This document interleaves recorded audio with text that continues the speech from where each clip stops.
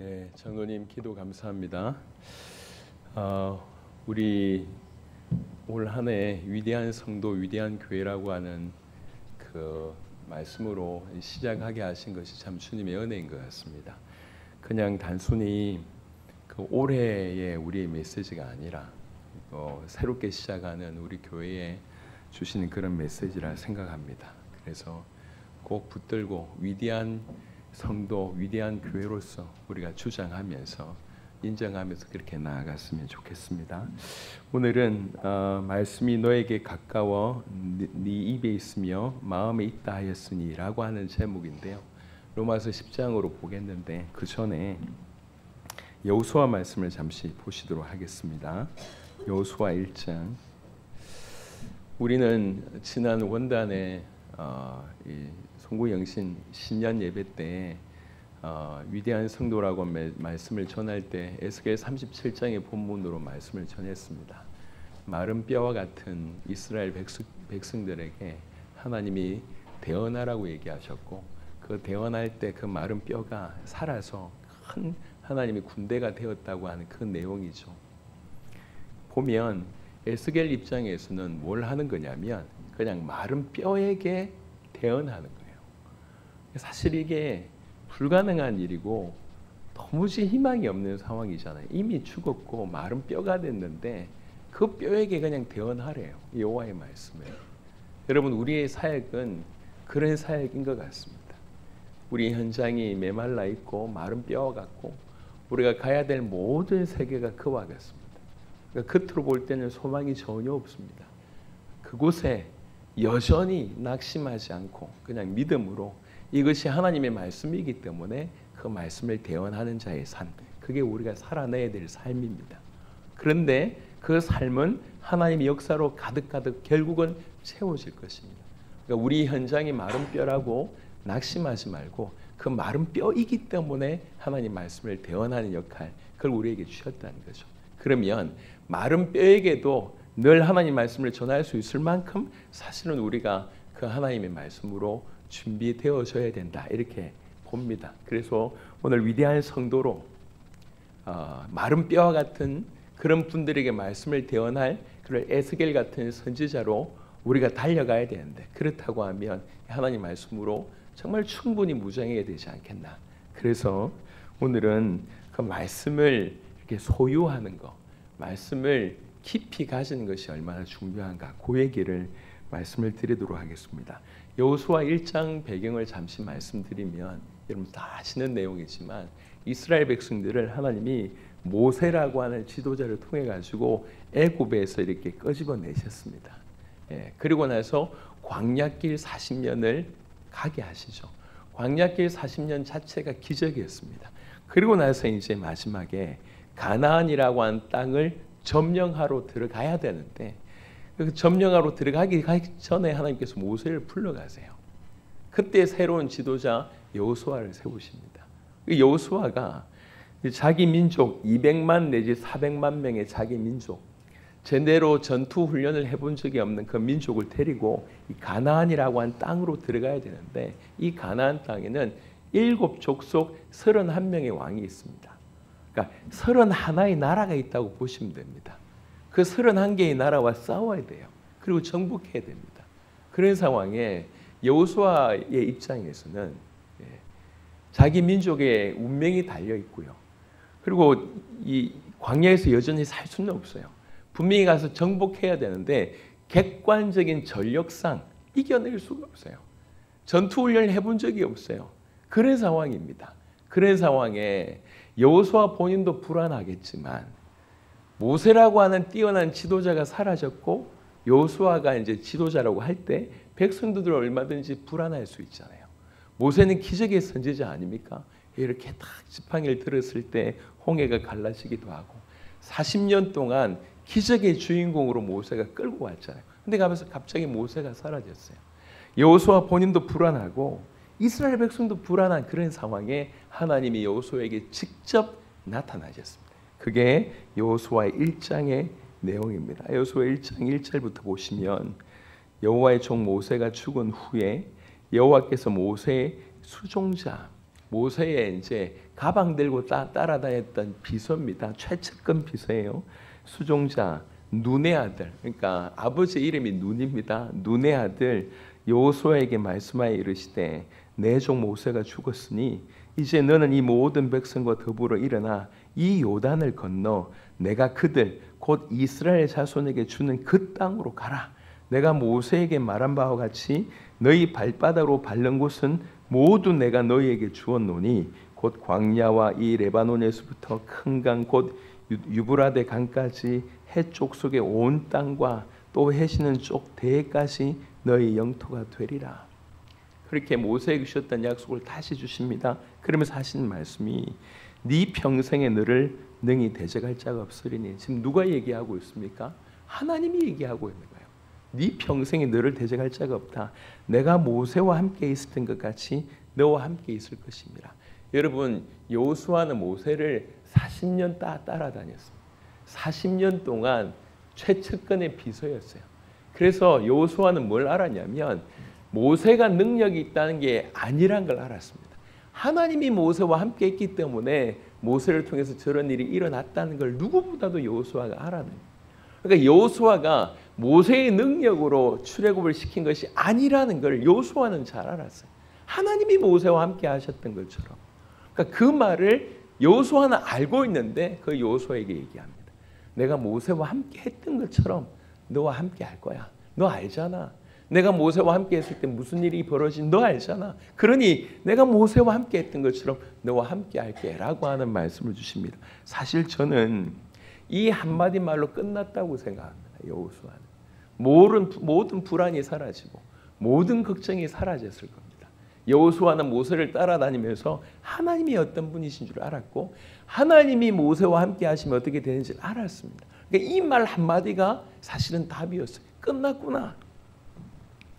내가 모세와 함께 있었던 것 같이 너와 함께 있을 것임이니라. 내가 너를 떠나지 아니하며 버리지 아니하리니 강하고 담대하라. 너는 내가 그들의 조상에게 맹세하여 그들에게 주리라 한 땅을 이 백성에게 차지하게 하리라. 오직 강하고 극히 담대하여 나의 종 모세가 너에게 명령한 그 율법을 다 지켜 행하고 우러나 좌우로나 치우치지 말라. 그리하면 어디로 가든지 형통하리니. 그러면서 하나를 명령합니다. 이 율법책을 네 입에서 떠나지 말게 하며 주야로 그것을 묵상하여 그 안에 기록된 대로 다 지켜 행하라. 그렇게 해라. 그리하면 네 길이 평탄하게 될 것이며 네가 형통하리라. 내가 너에게 명령한 것이 아니냐. 강하고 담대하라. 두려워하지 말며 놀라지 말라. 네가 어디로 가든지 네 하나님 여호와가 너와 함께 하느니라 하시니라. 이 위대한 말씀을 주시면서 하나를 요구합니다. 하나. 그 요구한 게 뭐냐면 이 율법책을 네 입에서 떠나지 말게 하며 주야로 그것을 묵상하여 그 가운데 기록된 대로 다 지켜 행하라고 얘기를 합니다. 그게 유일한 명령이었어요. 여러분, 여호수아는 하나님의 말씀을 모르는 사람이 아니었어요. 아까 말씀드렸던 것처럼 모세가 하나님의 말씀을 직접 받고 나서는 이스라엘 백성들한테 전달했을 거 아닙니까? 누가 가장 많이 들었을까요?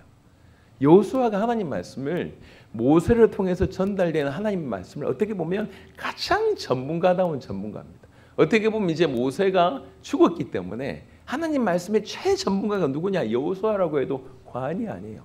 말씀 모르는 사람이 아닙니다. 말씀을 그대로 지켜왔던 사람이에요. 잘 알고 있습니다. 그런데 그런 모세에게 어떻게 보면 지금 현재 이스라엘 백성들 중에 가장 잘 말씀을 알고 있고 말씀을 가르치고 말씀을 지킬 수 있도록 행하는 바로 그 사람에게 다시 얘기합니다.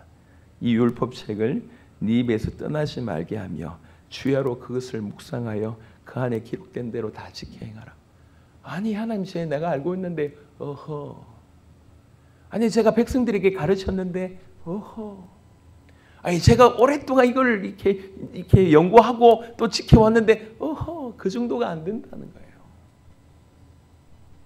여러분 여기서 묵상하라고 하는 단어가 있습니다. 이 묵상이라고 하는 단어가 우리가 받아들이는 것하고 원래 히브리어하고 약간 틀려요. 우리가 묵상하다고 하는 의미는 우리는 뭐죠? 묵묵히 그 말에 대해서 생각한다. 이게 묵상의 의미잖아요. 근데 원래 히브리어로 번역된 묵상이라고 하는 단어는 하가라고 하는 단어입니다. 하가흐 이렇게도 발음합니다. 하가라고 하는 단어는 원래 어떤 의미냐면 읊조리다, 중얼거리다 이런 뜻이에요. 작은 소리로 조글조글조글 이게 하가입니다. 그러니까 원래 묵상은 뭐냐면 하나님의 말씀을 읊조리는 거예요. 다른 말로 하나님의 말씀을 내가 계속 중얼거리는 거예요. 이 말은 무슨 말이냐면 내가 나에게 말씀을 선포하는 거예요. 이게 묵상입니다. 그냥 무한 반복하고 중얼중얼 이게 아니라 말씀을 계속 내 입을 통해서 나에게 선포하는 거 이게 묵상입니다. 그래서 뭐라고 얘기하냐면 이 율법책을 네 입에서 떠나지 말게 하며 저 말씀 알고 있는데요. 네 입에서 떠나지 말게 하며 내가 한 번씩 생각했는데 묵상하라니까 하가하라니까 그 얘기예요. 그러니까 계속 내 입에서 이 말씀이 떠나지 말게 하고 그것을 깊이 생각하고 그리고 그 기록된 대로 다 지켜 행하라. 그리하면 네 길이 평탄하게 될 것이며 네가 형통하리라. 여러분 지금 여호수아의 손에는 이스라엘 민족이 달려져 있고요. 여호수아 손에는 가나안 전체를 정복하느냐 마느냐가 달려 있고요. 그 가나안의 정복은 뭐와 연결됩니까? 주님 오신 거하고 연결되어 있습니다. 역사가 인류의 역사가 이 사람 손에 달려 있다고 해도 과언이 아닙니다. 그냥 개인의 어떤 형통함, 가정의 형통함을 넘어서는 것입니다. 역사가 이 사람 손에 담겨져 있습니다. 그런 아주 중요한 자에게 우리 주님이 하나를 요구합니다. 율법책을 네 입에서 떠나지 말게 하며 주야로 그것을 묵상하여 그 안에 기록된 대로 다 지켜 행하라. 누가 얘기하셨습니까? 하나님이 다이렉트로 얘기하셨어요. 사실 이만큼 중요한 겁니다. 그냥 우리가 말씀을 많이 읽었어요. 말씀을 통독했어요. 또 말씀을 연구했었습니다. 그거 말고 그걸 넘어서서 항상 네 입에서 하나님 말씀 있게 해라. 네 입에서 하나님 말씀 있게 해라. 그리고 하가해라. 묵상하라는 거죠. 깊이 생각하는 것도 포함되지만 어떤 의미로는 내가 나에게 하나님의 말씀을 지속적으로 선포하는 것. 그래서 이것이 하나님 말씀이 내 안에 들어와서 원래 하나님 말씀이 우리 심령에 죄악된 우리 마음에 떨어지면요. 하나님 말씀이 우리 죄악된 마음에 떨어지면 우리 안에 있는 어둠과 우리 안에 있는 더러움들이 도려내집니다. 이런 일이 일어나요. 그러니까 하나님이 나에게 말씀을 율법책을 주셨잖아요. 이 말씀을 주셨잖아요. 이 말씀이 우리 마음과 우리 입에 늘 있게 하는 것 이게 중요하다. 그래서 오늘 여호수아 1장 8절의 말씀을 하나님이 직접 말씀을 어떻게 보면 가장 잘 알고 있는 여호수아에게 주셨다. 그것도 지금 전략을 주신 게 아니에요. 나 이렇게 하면 나 이렇게 해줄게. 이렇게 얘기하지 않았습니다. 지금 이 사람은 그냥 평안한 중에 받은 게 아니에요. 전쟁해야 되는 상황입니다. 가장 위험한 상황에 이 모든 가나안 땅을 정복할 수 있는 최고의 비법을 얘기하기를 말씀을 네 입에서 떠나지 말게 해라. 묵상해라. 그리고 그것을 지켜 행하라. 그것이 만사형통의 길이라고 얘기하고 있습니다. 하나님이 여호수아에게 주신 말씀이에요. 우리가 좀 깊이 들을 필요가 있습니다. 우리 입에서 항상 말씀이 늘 떠나지 않게 하는 것. 내가 나에게 계속 하나님 말씀을 선포하는 것. 그래서 이 하나님 말씀이 내 안에 깊이 새겨지는 것. 이게 그만큼 중요하단 말이에요. 우리가 신약에 와서 돌이켜 보니까 왜 그러냐? 우리가 결국 반대하는 것은 세상이 아니에요. 결국 하나님 말씀을 반대하는 것은 내 자신입니다. 죄와 연합된 내 자신이 말씀을 받는 것 같지만 사실은 금방 말씀 듣고 돌아서면 금방 잊어버리게 만든 것은 내 자신이에요. 나의 자아입니다. 나의 자아. 창세기 3장 이후에 그 나의 자아가 계속 하나님 말씀을 반대하기 때문에 끊임없이 내가 나에게 하나님 말씀을 선포하는 것. 그걸 읊조리다. 이걸 묵상이라고 얘기하는 거예요. 시편 1편도 한번 보겠습니다.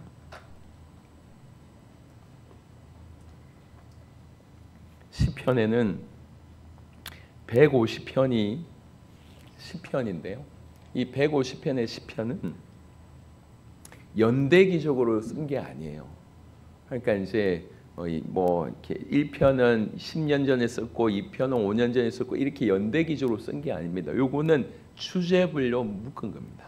그래서 1부에서 5부까지 나와 있습니다. 이 주제가 5부라고 얘기할 때 뭐가 생각납니까? 모세오경이 생각나죠. 그거하고 의미가 있습니다. 그래서 1부는 주로 창조주 하나님을 높이고 창조주 하나님과 연합되어 있는 그런 부분으로 주제가 써져 있습니다. 그러니까 그 전체 주제 중에 1편으로 삼았다고 한 것은 시편 전체의 개론이라고 해도 과언이 아닙니다. 이 시편 1편에 보면 이렇게 되어 있습니다. 복 있는 사람은, 이게 요시예요. 1편의 요시가 아니라 성경 전체 요시고 시편 전체 요시입니다. 야, 어떤 사람이 복 있는 사람인 줄 아니? 이렇게 시작하는 거예요. 복 있는 사람은 악인들의 꾀를 따르지 아니하며 죄인들의 길에 서지 아니하며 오만한 자들의 자리에 앉지 아니하고. 복 있는 사람들은 이 세 가지를 안 해. 그리고 복 있는 사람이 하는 한 가지가 있는데, 오직 여호와의 율법을 즐거워하여 그의 율법을 주야로 묵상하는도다. 뭐 하는도다? 묵상하는도다. 뭐요? 하가하는도다. 하가하는도다. 계속 주의 말씀을 자기에게 선포하는 읊조리는도다. 이 얘기예요. 그게 복 있는 자래요. 왜 그러냐? 말씀으로 무장한 것이, 결국 우리의 신앙생활의 성패는 뭐냐면 내 안에서 말씀이 이기냐 내가 이기냐, 요 얘기거든요. 말씀이 나를 끌고 가냐, 아니면 내가 가지고 있는 나의 생각, 나의 판단, 나의 기준이 나를 끌고 가냐, 이겁니다. 구원받은 자가요, 구원받았잖아요. 세상 가운데 빠져나왔습니다. 우리는 죄 가운데 빠져나왔습니다. 하나님의 백성이 되었습니다. 하지만 이 땅에서는 여전히 죄성의 영향이 있고 여전히 사단의 공격이 있고 세상이 사단 소나기에 사로잡혀 있습니다. 여기를 우리가 살아가야 됩니다. 여기에서 사실은 계속 우리가 하나님으로 충만해서, 말씀으로 충만해서, 성령으로 충만해서, 복음으로 충만해서 이 세상을 뚫고 나가야 되는 삶을 사느냐, 아니면 여전히 복음을 받았음에도 불구하고 세상에 전혀 영향을 끼치지 못하고 여전히 내 스스로 방황하다가 넘어지느냐. 우리나라에 그 영향을 굉장히 끼치는 목사님 한 분이 계세요. 이분이 이런 얘기를 했습니다. 한국의 성도가 10% 내지 20%가 한국의 기독교인인데, 그런데 한국의 기독교인이 이렇게 많고 이런 교회가 이렇게 많이 생기는데 왜 사회가 이렇게 어지러우냐. 다 교회 책임입니다. 조금 극단적으로 이분은 표현했습니다. 신자가 짐승처럼 사니까 세상이 이런 거 아니냐, 이렇게 표현을 하더라고요. 너무 공감이 돼요. 여러분, 굉장히 중요한 숙제입니다. 우리가 이 땅을 살지만 우리가 하늘의 백성이라고 하는 사실을 알고 하늘의 백성답게 살아야 됩니다. 우리는 위대하다라고 하는 단어가 붙을 수 있는 조건이 하나도 없어요. 그런데 위대하신 하나님과 연결되는 순간 위대한 백성이 되는 거예요. 위대하신 그리스도와 신비하게 연합되는 순간 우리는 위대한 성도가 된 거예요. 그게 우리의 존재입니다. 그래서 내가 위대한 성도라고 인지하고 그에 맞게끔 살아가느냐, 아니면 계속 넘어지는 모습이 나의 본 모습이라고 인정하고 계속 넘어지면서 사느냐, 이게 모습이거든요. 결국 말씀이 나를 장악해서 말씀이 나를 끌고 가느냐, 아니면 그렇지 않느냐의 싸움입니다. 그래서 복 있는 사람은 이거 안 하는 사람이다. 뭐 안 하는 사람이냐? 악인들의 꾀를 쫓지 않고 죄인들의 길에 서지 않고 오만한 자들의 자리에 앉지 않는 사람이다. 어떻게 하면 이렇게 안 할 수 있느냐? 방법이 하나 있다는 거죠. 그게 뭡니까? 오직 여호와의 율법을 즐거워하여 그의 율법을 주야로 묵상하는도다. 대단한 미국의 전도운동을 일으켰던 무디라고 하는 사람이 이런 말씀을 남겼습니다. 말씀을 가까이 하면 죄가 멀리 가고 죄를 가까이 하면 말씀이 멀리 간다. 이렇게 얘기했어요. 우리 죄를 이길 수 있는 것은 말씀밖에 없습니다. 복음밖에 없습니다. 그러니까 말씀이 나를 장악하는. 그래서 이 시편 1편에도 이렇게 얘기합니다. 주야로 묵상하는 자다. 여호와 율법을 즐거워해서 주야로 묵상하는 도다. 그냥 생각하는 도다를 넘어서는 거예요. 엎조리는도다. 내가 나에게 말씀을 계속 선포하는도다. 그러면 3절에 그는 시냇가에 심은 나무가 철을 따라 열매를 맺으며 그 잎사귀가 마르지 아니함 같으니 그가 하는 모든 일이 다 형통하리로다. 여러분, 우리가 이런 삶을 살았다고 하면 더 열심히 살면 됩니다. 하지만 우리가 신앙생활 교회 안에 다니면서 이런 삶을 살지 않았다고 하면 올해는 과감하게 우리가 이런 삶을 시도해야 되겠다. 끊임없이 묵상하는도다. 내가 나에게 하나님 말씀을 선포하는 이거 간단한 것 같지만 대단합니다. 예. 여러분, 말씀 붙들고 기도할 때 보통도 이렇게 우리가 기도 시간을 가지면 깊은 기도에 들어갈 때 예열 시간이 꽤 필요해요. 예열 시간이 경험해 보셨습니까? 이게 기도가 막 기도하는데 깊어지지 않는 경우가 많아요. 그러니까 조금 좀 기도가 된다고 얘기할 때 보통의 예열 시간이 꽤 길어 이렇게. 하지만 말씀으로 기도할 때 예열 시간이 필요 없어요. 말씀 자체가 기도이기 때문에. 말씀 자체. 그러니까 말씀을 엎조리고 나서 이 말씀을 가지고 기도하는 거예요. 말씀이 우리를 장악하도록. 그래서 말씀 묵상하는 것이 사실은 이토록 중요하다는 겁니다. 한 본문을 더 보겠습니다. 저는 지금 뭘 얘기하고 있냐면 우리가 마른 뼈들에게 말씀을 대언하는 자로 그렇게 우리가 부르심을 받았다고 하면 어느 현장에 가든지 말씀을 전할 수 있을 만큼 우리 말씀으로 무장되어야 됩니다. 전하는 건커녕 내 자신도 유지하지 못하는 것은 말씀이 나를 주장하지 못하고 있기 때문에 이 전쟁은 꽤 큰 전쟁이에요. 말씀이 나를 주장하느냐 내가 나를 주장하는 이 싸움에서 반드시 승리하고 보자는 거죠. 그러니까 말씀이 나를 주장하는 것이 얼마나 중요한지를 지금 몇몇 본문을 통해서 보고 있습니다. 신명기 6장에 쉐마라고 하는 그 위대한 말씀이 있습니다. 신명기 6장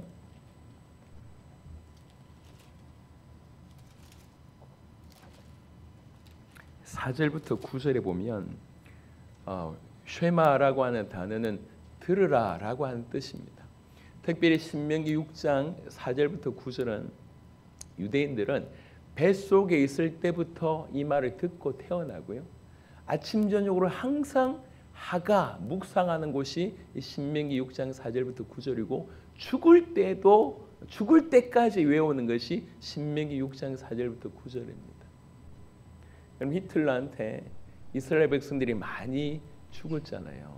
많이 죽었는데 그 가스실에서 막 죽을 때도 끝까지 손에 쥐고 있던 성구가 있는 거예요. 그 두루마리 조그만 거를 이렇게 그러면 다 쥐고 있어요. 펴보니까 신명기 6장이 쉐마의 말씀이에요.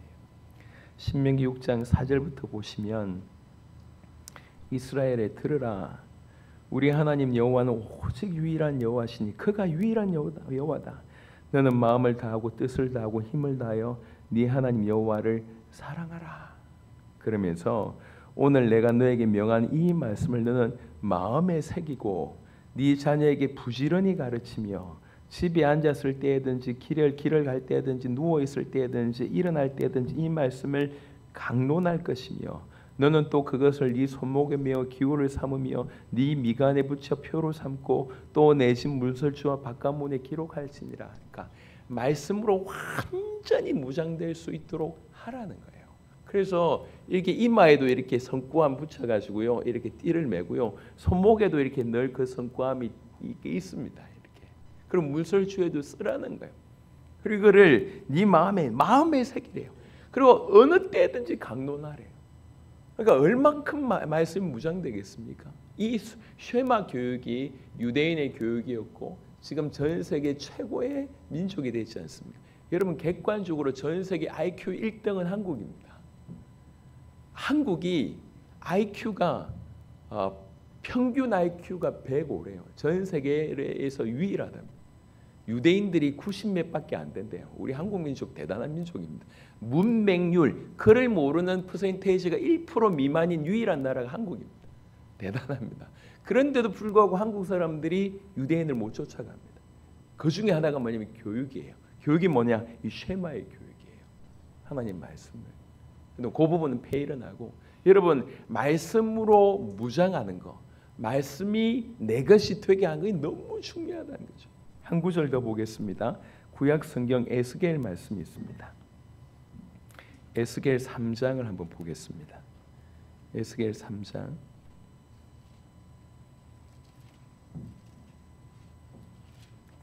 에스겔 3장 1절부터 3절 말씀입니다. 에스겔 3장 1절부터 3절 말씀입니다. 또 그가 내게 이르시되 인자야 너는 발견한 것을 먹으라. 하나님이 이제 에스겔에게 하는 말입니다. 너는 이 두루마리를 먹고 가서 이스라엘 족속에게 말하라 하시기로 내가 입을 벌리니 그가 그 두루마리를 내게 먹이시며 내게 이르시되 인자야 내가 너에게 주는 이 두루마리를 네 배에 넣으며 네 창자에 채우라 하시게 내가 먹으니 그것이 내 입에서 달기가 꿀 같더라. 지금 이 환상 중에 이런 일이 벌어진 말씀이 적혀 있는 그 두루마리, 그 두루마기를 먹으래요 하나님이. 그래서 받아 먹었더니 내 입에서 꿀 같더라 이렇게 됐는데 받아 먹어서 내 배에 넣고 내 창자에 채우라는 거예요.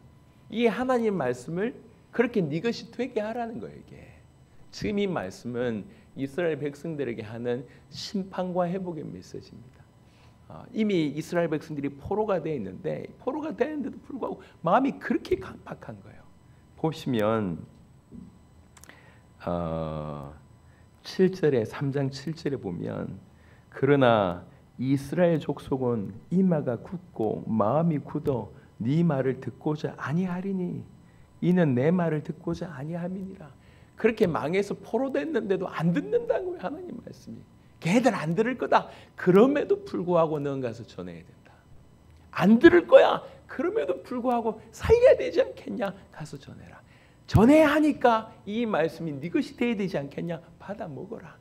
네 배에 채우고 네 창자에 넣어라. 그렇게 얘기했다. 여러분 에스겔을 통해서 하나님 말씀이 이스라엘 민족에 결국 전달되는 일이 벌어졌습니다. 여러분 우리가 전 열방에 복음을 전하는 일들 또 우리 주변의 영혼들을 살리는 일들을 해야 됩니다. 그런데 명확한 것은 환영하는 사람이 아니야. 마른 뼈 같은 상태라는 거죠. 그러니까 마른 뼈 같은 그 상태에게 하나님 말씀을 대언하라는 거죠. 그 대언하면 어떻게 됩니까? 그들이 살아납니다. 대언할 때 너희 살아날 거야. 너희가 반드시 살아나서 하나님의 살아계신 줄 여호와가 계신 줄 너희가 알게 될 거야. 그거 대언하라는 거예요. 우리의 사역이 우리 인생이 그와 같습니다. 그만큼 하나님의 말씀이 내 것이 되는 거. 하나님 말씀이 내 것이 되어야지 이 말씀이 결국 우리를 인도합니다. 이 말씀이 우리를 사실은 보호합니다. 내가 말씀을 붙잡는 것 같지만 이 말씀이 우리를 보호합니다. 여러분 예를 들면 하나님 말씀에 뭐 이렇게 분노하지 마라, 싸우지 마라 이런 말씀을 받으면 나중에는 이 말씀을 내가 붙잡는 것 같은데 그 분노할 사건에 이 말씀이 우리를 막아준단 말이에요. 그럼 삶에서 일어나는 수많은 것들에 대해서 그 말씀이 결국 우리를 보호합니다. 말씀이 우리를 인도하고 말씀이 우리를 보호하고 말씀이 우리를 고치시고 말씀이 우리를 치유하는 거죠. 그래서 중요한 건 뭐냐면 항상 하나님 말씀이 우리에게 머물게 하는 거. 이게 중요합니다. 그래서 2025년을 처음 시작하는 저와 여러분들이 좀 결단했으면 좋겠습니다. 말씀을 묵상해야 되겠다. 다른 말로 내가 나에게 끊임없이 말씀을 선포하는 하가, 엎조리는 요거 이것을 해야 되겠다. 여호수아가 그냥 말씀을 잘 알고 잘 선포하고 잘 가르치는 입장이었는데 그거 가지고 안 된다고 우리 주님 얘기하셨잖아요. 네 입에 항상 말씀이 있게 하고 항상 말씀 묵상하라고. 그만큼 민족 전체의 운명이 여호수아에게 달렸고 여호수아 개인과 여호수아 가정과 그리고 하나님의 구원 역사가 사실은 여호수아에게 달려 있는데 그 여호수아에게 가장 중요한 것이 율법책을 네 입에서 떠나지 말게 하고 주야로 묵상하고 그것을 지켜 행하라고 얘기했습니다. 그만큼 말씀이 우리 주변에 머무는 것이 너무 중요한 거예요. 그래서 시편 119편 보시면 우리가 좀 태도를 좀 정했으면 좋겠습니다. 시편 119편에 성경에서 가장 절수가 많은 양이 가장 많은 것이 이제 119편인데요. 119 119편의 몇 절만 보시도록 하겠습니다. 119편 43절에 119편 43절에 진리의 말씀이 내 입에서 조금도 떠나지 말게 하소서. 내가 주의 규례를 바랐음이니이다. 아멘. 저와 여러분들의 태도였으면 좋겠습니다. 주님 진리의 말씀이 항상 내 입에서 있게 해주십시오. 떠나지 않게 해주십시오. 오늘 좀 결단하는 시간 되었으면 좋겠습니다. 또 50절에 보면 이 말씀은 나의 고난 중의 위로라. 혹시 여러분 고난을 통과하고 계신 분들, 여러분 다른 걸로 위로 안 됩니다. 돈으로 위로가 안 되고요. 사람의 소리로 위로되지 않습니다. 천지를 창조하시고 우리 인생을 주관하고 계신 그 하나님, 그분의 말씀만이 위로가 됩니다. 고난 중의 위로라. 또 주의 말씀이 나를 살리셨기 때문이다. 우리를 살리는 것은 하나님의 말씀입니다. 119편 72절에 보시면 72절 주의 입의 법이 내게는 천천 금원보다 좋으니이다. 당신의 말씀, 하나님 말씀은 나에게 있어서, 다른 사람 몰라도 나에게 있어서는 천천 금원보다 좋다. 어떤 부귀영화보다 좋다. 하나님 말씀이. 시편 119편 97절에 보겠습니다. 97절에 여기 묵상이라고 하는 단어를 이렇게 표현했습니다. 내가 주의 법을 어찌 그리 사랑하는지요. 내가 그것을 종일 작은 소리로 엎조리나이다. 이게 묵상입니다. 내가 종일 중얼거린다. 그래서 원래 묵상이란 하가라고 하는 단어가 동물들한테 쓸 때는 뭐 어떻게 표현되냐면, 왜 비둘기가 구구구구구 하잖아요. 하루 종일 구구구구 하잖아요. 그거를 하가라고 씁니다. 하루 종일 구구구구 중얼중얼 하나님 말씀을 계속 본인에게 선포하는. 그래서 오늘부터 조금 이것들을 한번 도전해 보시길 바랍니다. 여러분, 우리가 이제 앞으로 이렇게 했으면 좋겠습니다. 매주 이렇게 한 구절 정도를 우리가 전체가 교회가 정한 한 구절, 여러분이 정한 한 구절 해서 한 두 구절 정도만, 그건 하루에 한 몇 번씩 읽는 거예요. 몇 번씩 읽고 그 읽은 거 가지고 기도하는 시간. 차를 운전하다가, 아니면 지하철에 타고 가다가, 아니면 화장실에 앉았을 때든지 그 말씀을 계속 읽는 건 소리 내어서. 여러분, 제가 목사잖아요. 근데 제가 제 스스로 해봐도 이게 큰 힘이 돼요. 하나님 말씀을 계속 묵상을 하고 소리 내서 읽어보니까 이 말씀이 달라요. 한 번 읽을 때, 두 번 읽을 때, 10번 읽을 때 달라요. 그거를 하루, 이틀, 사흘 하니까 암송은 그냥 저절로 되더라고요. 이 의미를 이 뜻이구나 묵상하고 또 생각하고 기도하니까 그냥 암송이 돼요. 이렇게. 여하튼 지금 이 시편 119편의 저자가 이렇게 얘기합니다. 내가 주의 법을 너무나 사랑해서 내가 그것을 종일 작은 소리로 엎조립니다.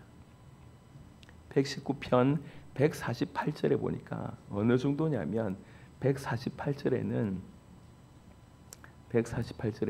주의 말씀을 조용히 엎조리려고 그것 때문에 내가 새벽녘에 눈을 떴나이다. 이거 하고 싶어서, 하나님 말씀을 조용히 엎조리고 싶어서 내가 새벽녘에 눈 떴다, 이렇게 얘기합니다. 시편 다른 구절 한 구절만 더 보겠습니다. 시편 63편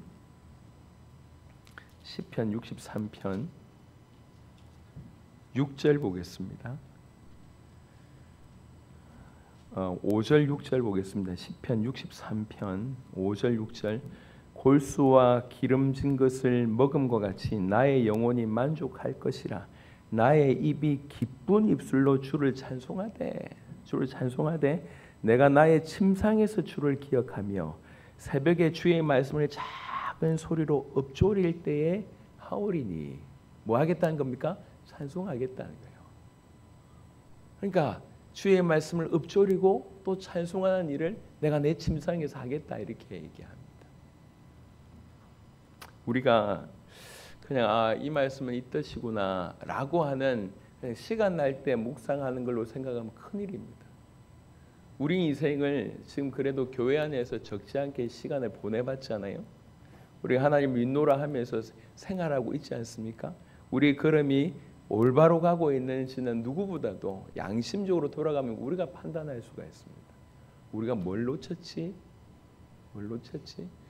그 중에 지난주 말씀처럼 덜커덕 내게 하나님 말씀이었구나 라고 얘기하면 굉장히 큰 일이라는 거죠.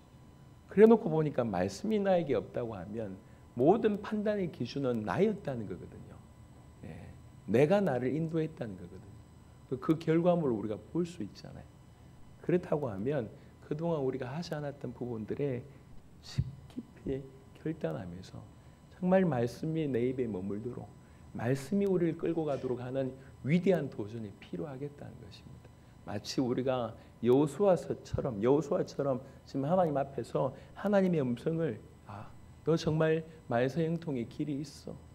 네가 네 민족을 살릴 길이 있어.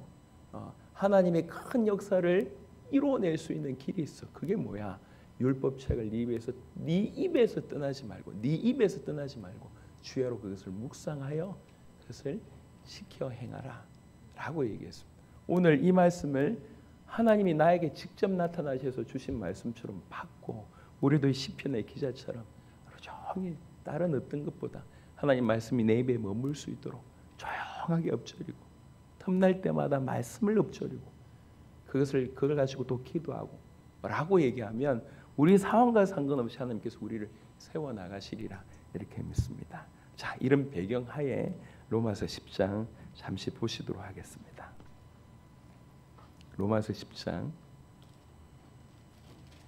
8절에 보시면 로마서 10장 8절에 보시면 그러면 무엇을 말하느냐 말씀이 너에게 가까워 네 입에 있으며 네 마음에 있다 하였으니 곧 우리가 전파하는 믿음의 말씀이라. 요게 있는 거예요.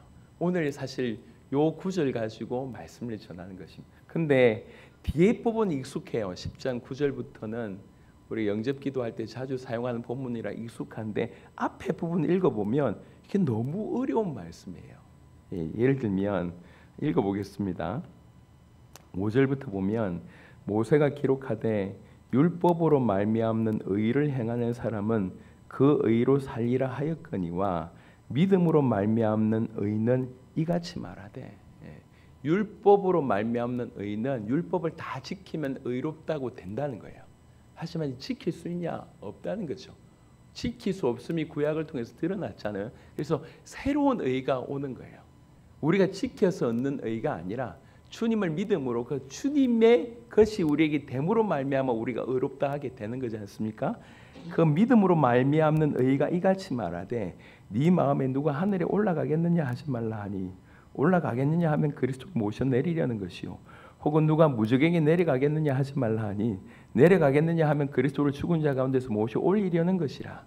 그러면 무엇을 말하냐 이렇게 나옵니다. 그래서 이게 신학의 난제 중에 하나. 이게 무슨 말이지? 이게 도대체 무슨 말이지? 잠시 신명기 30장 신명기 30장을 인용한 부분이거든요. 신명기 30장 잠시 보겠습니다. 신명기 30장 14절에 보면 신명기 30장 14절에 오직 그 말씀이 너에게 매우 가까워서 네 입에 있으며 네 마음에 있은즉 네가 이를 행할 수 있느니라. 요 구절을 인용한 게 10장 8절의 구절입니다. 자, 그럼 요 구절이 어떻게 나왔냐면 11절부터 보겠습니다. 내가 오늘 너에게 명령한 이 명령은 너에게 어려운 것도 아니요 먼 것도 아니라 하늘에 있는 것이 아니니 네가 이르기를 누가 우리를 위하여 하늘에 올라가 그의 명령을 우리에게로 가지고 와서 우리에게 들려 행하게 하려 할 것이 아니요 이것이 바다 밖에 있는 것이 아니니 네가 이르기를 누가 우리를 위하여 바다를 건너가서 그의 명령을 우리에게로 가지고 와서 우리에게 들려 행하게 하려 할 것도 아니니라. 요 배경이에요. 우리가 이거를 행하려고 하면 진리를 우리에게 가지고 와서 그걸 행하면 우리가 의로워질 수 있는데 저 하늘에 있어서 누가 올라가서 가져올 수 있으며 저 바다 끝에 가서 가져올 수 있느냐? 도대체 그럴 수 있느냐? 근데 그럴 필요가 없다는 거예요, 이게. 그럴 필요가 없다. 왜 그러냐? 이미 가까이 왔다. 요 얘기예요. 멀리 있지 않다. 가까이 왔다. 자, 요 배경하에 로마서 10장을 제가 설명하겠습니다. 그렇게 난제처럼 보이지만 그렇게 어렵지는 않습니다. 말 자체가 좀 어려워서 그렇지. 로마서 10장에 자, 다시 한번 설명합니다. 하나님은 의로우신 분이에요. 우리가 하나님과 교제하고 영원히 하나님의 나라에 가기 위해서는 우리는 의로워져야 돼요. 요것 말고는 방법이 없어요. 근데 의로워지는 방법이 뭐가 있냐면 율법을 다 지키면 의로워질 수가 있어요. 근데 율법을 다 지킬 수 있냐? 이 땅에 인간 가운데 아무도 없다는 거예요. 그 율법을 통해서는 우리가 죄인이라고 하는 사실을 알게 하기 위해서 율법을 줬다는 거예요. 그러면 의로울 수 있는 방법이 뭐냐면 의로우신 주님이 우리에게 오셔서 우리의 죄를 가져가시고 그분의 의를 우리에게 입혀주시면 우리는 의로울 수 있다는 거예요. 그러면서 10장 6절에 믿음으로 말미암는 의는 이같이 말해야 돼. 그 의가 의인화가 돼서 얘기한다는 거예요. 예, 그 믿음으로 말미암는 그 의가 저 위에 올라가서 이 하늘에 올라가서 그 명령을 가져오겠는 그거 얘기하지 마라. 그럴 필요 없다. 왜 그러냐? 이미 그리스도께서 오신 거 아니냐. 니네가 올라가서 뭔가를 가져온다는 얘기는 그리스도의 오셨음에 대해서 부인하는 거 아니냐. 성육신을 부인하는 거 아니냐. 그렇게 하늘에 올라간다고 하더라도 너희가 구원받지 못하는데 누가 하늘에 올라가겠느냐라고 바라지 마라. 이미 그분이 내려오셨다. 너희가 하늘에 올라가야 된다고 계속 얘기한다는 것은 그분의 오심을 부인하는 거 아니냐라고 하는 얘기입니다. 또 저 무저갱에 내려가야 되겠다라고 얘기할 필요도 없다. 왜 그러냐? 그분이 죽음에서 부활하셨지 않냐. 니네가 내려갈 필요도 없다. 내려가야 된다고 주장할 필요도 없다. 그분이 이미 부활하셨다. 너희가 내려가야 된다고 주장하는 것은 사실은 이 주님의 부활을 부정하는 거 아니냐. 조금 비아냥거리면서 니네가 하늘에 올라간들, 니네가 땅에 내려간들, 그래서 7일을 가져온들 너희가 의로워질 수가 없다. 사실은 너희가 의로워질 수 있는 모든 방법을 그분이 하늘에서 내려오셨고 또 십자가 지시고 죽음 가운데서 부활하셔서 승천하셨기 때문에 그가 모든 것을 이루셨다. 그래놓고 결론적으로 그러면 무엇을 말하느냐? 말씀이 너희를 구원하는 그 말씀이 너에게 가까워 네 입에 있으며 네 마음에 있다 하였으니 그 신명기를 이렇게 구절을 이렇게 차용하면서 하시는 결론이 뭐냐면 곧 우리가 전파하는 믿음의 말씀이라. 그래놓고 네가 만일 네 입으로 예수를 주로 시인하며 또 하나님께서 그를 죽은 자 가운데서 살리신 것을 네 마음에 믿으면 구원을 받으리라. 사람이 마음으로 믿어 의에 입으로 시인하여 구원에 이르느니라. 이렇게 됩니다. 여기에 포인트는 뭐냐면 우리가 말씀을 묵상할 것에 대해서 얘기했지 않습니까? 그 말씀의 실체가 뭔지를 밝히는 거예요. 믿음의 말씀이다. 즉 우리를 구원하는 믿음의 말씀의 실체가 그리스도를 뜻하거든요. 복음을 얘기하는 것입니다. 그 복음에 그 그리스도의 말씀에 계속 이것이 네 입에 가까우고 네 마음에 있는 것 이것이 중요함에 대해서 얘기를 하고 있는 것이 로마서 10장의 결론입니다. 결론. 여러분 한번 생각을 해보세요. 하나님 말씀으로 창조하셨대요. 그리고 하나님께서 그 말씀으로 지금도 세상을 붙들고 계시대요. 여기 진리입니다. 근데 우리가 예수님을 구주로 영접한 그 순간 우리 안에 하나님이 오셨습니다. 성령이 오셨습니다. 다른 말로 말씀이 오셨어요.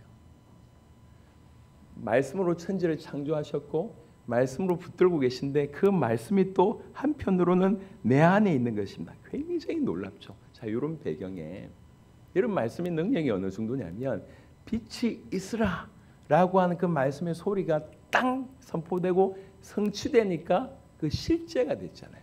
실제. 지금 이런 일이 우리 안에 일어난다고 생각해 보세요.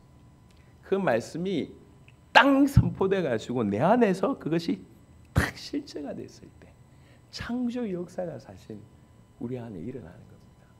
그러니까 말씀이 이해되어지고 말씀이 깨달아지고 말씀이 이렇게 소화가 되어질 때 사실은 우리 안에서 천지 창조하는 것처럼 놀라운 역사가 우리 안에 일어난다는 거예요. 여러분 이제 예전에 이렇게 들었을 때 몰랐던 그런 말들이 시간이 조금 지나고 이렇게 들었을 때 새로워지는 게 있지 않습니까? 나이가 이제 이렇게 먹어가면서 어릴 때 몰랐던 늘 하던 소리지만 어릴 때 몰랐던 것들이 나이가 들 때 다가오는 게 굉장히 많잖아요. 제가 이제 보면 중년일수록 눈물이 많아지더라고. 눈물이 물론 뭐 이제 이렇게 호르몬의 문제이기도 하지만 너무 많은 걸 경험해봤어요. 슬픔도 알고 사랑도 알고 저게 저렇게 고마운 행동이구나 감사도 알고 그래서 이제 눈물이 나오기 시작을 하는 거예요. 약해져서 눈물이 나오는 게 아니에요. 깊어져서 눈물이 나오는 거예요. 인생을 살면서 한마디 한마디 하는 말이나 아니면 사건이나 이런 것들이 달리 다가오는 거예요. 마찬가지입니다. 하나님 말씀이 그렇게 달리 다가올 때 내 마음에 이 하나님 말씀이 탁 부딪히는 그 순간 이거는 천지창조되는 그런 능력의 역사가 우리 안에 부딪히는 거예요. 우리 안에서 그런 일이 계속 일어날 때 말씀이 우리 안에 계속 부딪히고 그 말씀이 우리 안에 있는 더러운 것들을 계속 도려내고 어둠을 계속 밝히고 그러면서 말씀이 점점 우리를 주장하는 일이 이제 벌어지는 거예요. 로마서 10장의 말씀은 조금 어려운 말씀이긴 하지만 다 잊어버리셔도 괜찮습니다. 말씀이 내게 가까워 내 입에 있고 내 마음에 있다. 이게 중요합니다. 그 말씀의 실체는 그리스도 복음이라고 하는 것까지 나아가면 더 좋습니다. 여하튼 오늘 전체의 내용은 하나님 말씀이 나와 별개이지 않고 내 밖에서 저 떠도는 것이 아니라 실제로 내게 다가와서 나를 지키고 나를 보호하고 나를 아예 감싸고 그 말씀이 나를 무장하게 하는 것이 너무 중요하다는 거죠. 그래서 최고의 방법 중에 하나가 뭐냐면 묵상이라고 제가 말씀을 드리는 겁니다. 그 묵상은 하가라고 하는 묵상입니다. 내가 나에게 끊임없이 말씀을 선포하는 거예요. 조용히 엎드려 남들이 볼 때는 그냥 중얼중얼 하는 것 같은데 계속 하나님 말씀을 내가 나에게 여러분 내가 나에게 하나님 말씀을 선포하는 것이 굉장히 중요합니다. 너무 중요합니다. 근데 기왕이면 이 복음의 말씀, 믿음의 말씀을 계속 내게 선포하는 것만큼 중요한 게 없어요. 그래서 이번 주간에 뭐 로마서 10장 8절 한 구절 가지고 아니면 여호수아 1장 8절 한 구절 가지고 아침에 일어나서 하루 종일 적어도 많이 시간 들일 필요도 없어요. 한 10번 정도만 해보세요. 10번, 이 한 구절 10번 외치는데 그렇게 어렵습니까? 10번 외쳐도 달라져요. 그리고 그 외치는 중에 그걸 가지고 내가 기도한다. 달라집니다. 10번이 뭡니까? 100번이면 훨씬 좋겠죠. 1000번이면 훨씬 좋겠죠. 말씀에 내 입에 머물게 하는 거예요. 진짜로 여호수아 1장 8절의 말씀이 그대로 성취되는지 안 되는지. 네 이렇게 하면 네 율법책을 네 입에서 떠나지 말게 하고 주야로 묵상해서 그 가운데 기록된 대로 지켜 행하면 실제로 네 길이 형통하고 평탄하게 되는지 안 되는지를 말씀 붙들고 한번 시도해 보자는 거죠. 회의론하고 하나님의 말씀이 우리를 인도하기를 간절히 소원합니다. 하나님 말씀이 정말 우리 속에 깊이 심령과 폐부를 찔러 쪼개기를 소원합니다. 말씀이 우리 인생을 주장하기를 소원합니다. 말씀이 나를 이기기를 소원합니다.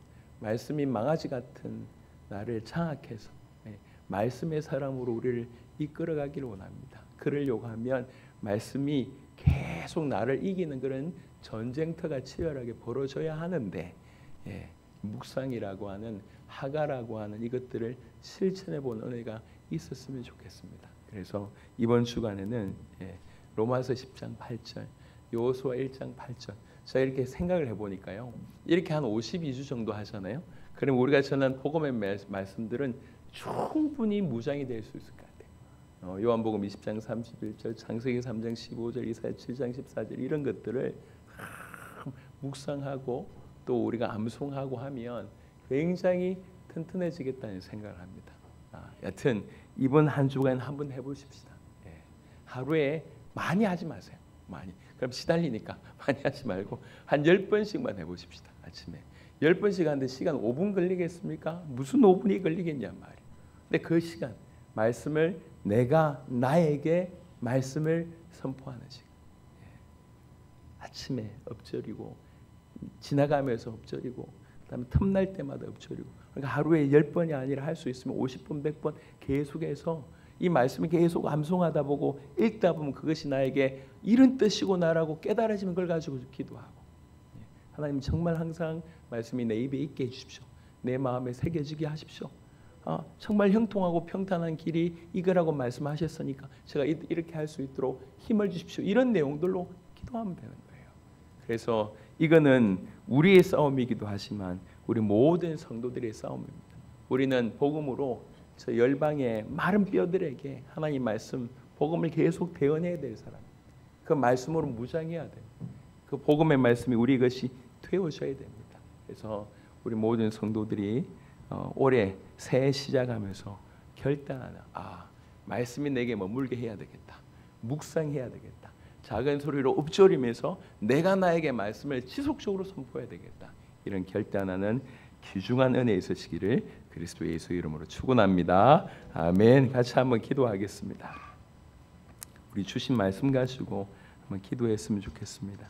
누가 뭐라고 해도 하나님은 하나님 말씀으로 역사하십니다.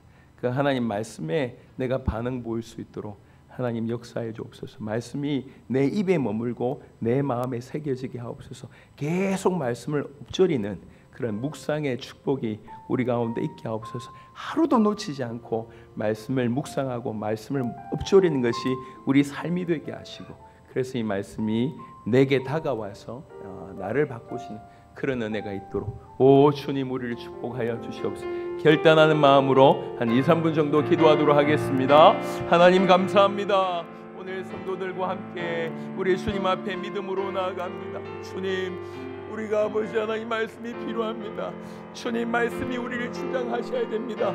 주님이여 말씀이 우리를 이끌든지 아니면 우리가 우리 자신을 이끌든지 우리는 두 가지 종류밖에 없습니다. 주님 오나오니 정말 말씀이 우리 가운데 충만하여서 말씀이 우리를 인도하시고 말씀이 우리를 이끌어간 것을 소원합니다. 주님 선한 도전 믿음의 도전하기를 원하오니 주님 우리를 축복하여 주시옵소서. 아버지 하나님이여 정말로 말씀을 매 순간 읊조리고 아버지 내가 나에게 말씀을 선포하는 그런 은혜 있도록 하나님 역사해 주시옵시고 내 모든 상황을 아시는 주님 내 모든 어려움을 아시는 주님 내 모든 아버지 하나님이여 아버지 하나님이여 그 극한 상황 가운데 있는 중에서 아시는 주님 그럼에도 불구하고 아버지 우리에게 말씀을 아버지 하나님이여 정말 내 입에서 떠나지 말게 하며 묵상할 것을 요구하셨사오니 주님 여호수아에게 주신 말씀을 우리에게 주신 말씀으로 삼아 묵상하기를 원합니다. 그렇게 나아가기를 원합니다. 그럴 때 우리 주님이 신실하게 우리에게 응답하신 것을 경험할 수 있도록 하나님 역사하소서. 말씀이 내 입에서 떠나지 말게 진리의 말씀이 내 입에서 떠나지 말기를 바라는 우리 모두가 되도록 하나님 역사하여 주시옵소서. 그래서 구체적으로 실행한 가운데 하나님의 은혜 누릴 수 있도록 주님 축복하여 주시옵소서. 할렐루야. 하나님 감사합니다. 주님 우리에게 당신은 말씀을 허락하여 주셨습니다. 말씀의 실체 되신 그리스도로 말미암아 우리가 말씀이 얼마나 중요한지를 깨닫게 해주셨습니다. 주님 우리가 마치 여호수아처럼 하나님 앞에 서 있는 것으로 다 믿게 하여 주옵소서. 우리 개인의 인생 또 우리에게 연결되어 있는 우리가 책임져야 될 가정 또 우리 교회 또 책임져야 될 영혼들 전 열방을 두고 우리가 주님 앞에 서 있습니다. 그럴 때 주님이 우리 이름을 부르시면서 정말로 이 말씀을 내 입에서 떠나지 말게 하고 주야로 묵상하고 그 안에 기록된 데를 다 지켜 행하라 라고 말씀하시는 그리하면 모든 것이 형통하고 평탄할 것이라고 말씀하시는 그 엄청난 말씀을 우리가 여호수아처럼 받았다고 믿고 오늘부터 그렇게 생활할 수 있도록 하나님 역사하여 주시옵소서. 말씀 없는 생활을 두려워하게 하여 주옵소서. 말씀으로 우리 자신을 이겨내는 것이 너무나 큰 싸움이고 치열한 싸움인지 알게 하시고 그래서 한 명 한 명 정말 말씀이 나를 주장하도록 온전히 말씀께 매이는 그 선하고 위대한 도전들을 우리 모든 성도들이 할 수 있도록 하나님 역사하여 주옵소서. 매 순간 말씀으로 묵상하게 하옵소서. 읊조리게 하옵소서.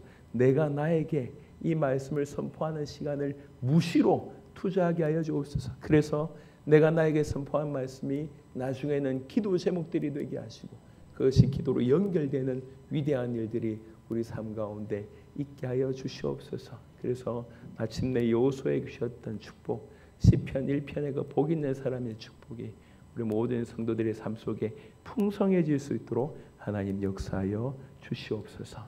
감사를 드렸고 살아계신 우리 주 예수 그리스도의 이름으로 기도드렸습니다. 아멘.